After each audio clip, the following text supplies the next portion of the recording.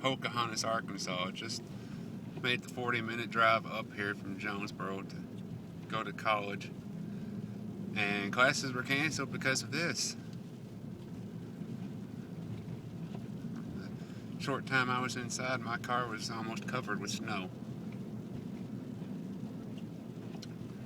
See, the roads are already covered with snow.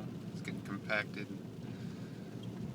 Right now I'm driving about 30 miles per hour and the speed limit's 60.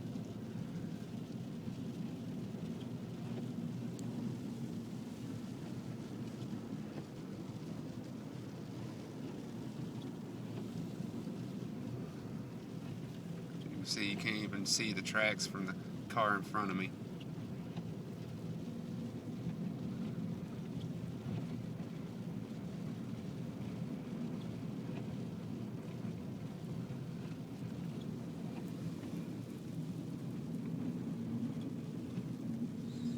There's some of the fields. It's a very short time, everything got covered in snow.